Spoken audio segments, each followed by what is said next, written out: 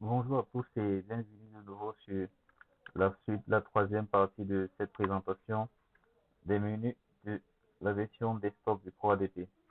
Eh bien, nous avons déjà eu à présenter tous les autres menus dans les tutoriels précédents, à l'exception du menu de consolidation de données et le menu d'aide. Eh bien, pour la consolidation des données, donc, cela consiste tout simplement à communiquer avec la version desktop, avec la version web, pardon, qui se trouve en ligne. Ça veut dire, l'idée ici, c'est de pouvoir, à un moment donné, exporter le travail que nous avons fait de la version desktop sur cette version desktop, l'exporter pour qu'elle se trouve en ligne au niveau du serveur. Et vice-versa, ça veut dire, si on a eu à travailler sur la version web, on voudrait donc importer les données qui ont été saisies de la version web pour la version desktop. C'est à ça donc que sert cette consolidation, ce menu consolidation de données. Eh bien, donc le premier sous-menu qui est celui de l'exploitation de données.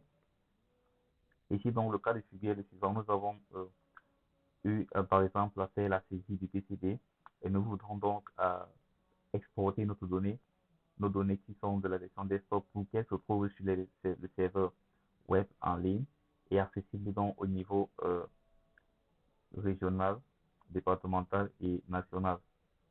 Donc, à partir du moment où on parvient déjà à exporter cela en ligne, elle est accessible à tous, à qui de droit, je veux dire. Donc, le menu exportation de données donc, consiste à exporter la session de collecte qui a été créée euh, en local et la transférer en ligne. Donc, nous allons expliquer le concept de session de collecte dans les prochains tutoriels. Le deuxième menu qui est celui d'importation de données. L'importation de données donc, se fait de plusieurs façons. Il y a donc l'importation de toutes les données, c'est-à-dire les données liées rattachées au TSN, les données rattachées au paramétrage, les données rattachées aux sessions de collecte, les données rattachées au logo, toutes les données du 3DP. C'est ce premier menu, toutes les données. Donc maintenant, si on veut uniquement les données concernant une session de collecte particulière, d'accord, on peut revenir à ce niveau, session de collecte. Si on voudrait par exemple les données de paramétrage, c'est-à-dire les ODD qui sont là, les indicateurs, euh, les, les programmes, les secteurs déjà, c'est-à-dire toutes les données paramétrées au niveau de la version web, c'est à ce niveau-ci. Et lorsqu'on met donc ici et en ligne, ça veut dire on pourrait donc l'importer à partir d'un fichier qui nous a été remis, soit l'importer en ligne directement. En ligne veut dire qu'on communique avec le serveur distant. Le menu réinitialisation ici est utilisé le plus souvent lorsqu'on vient de faire une nouvelle installation. Donc nous venons d'installer fraîchement notre le 3DP, la version desktop.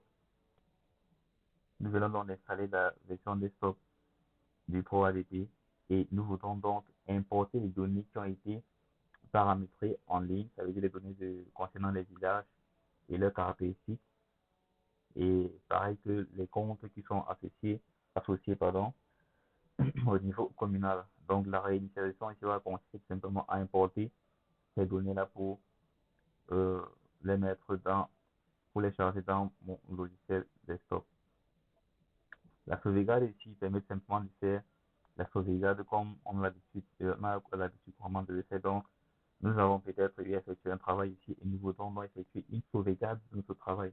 Ici, donc, cela consiste à exporter euh, un fichier ou encore qu'on va nommer, on va appeler ça une base de données qui va contenir donc toutes nos données qui ont été euh, saisies jusqu'ici, c'est-à-dire jusqu'au moment où on est en train d'effectuer la sauvegarde et qui pourra donc maintenant être réimporté ou encore réutilisé dans le cas où on a perdu nos données, où on a eu à faire de mauvaises manipulations sur le poids d'épée.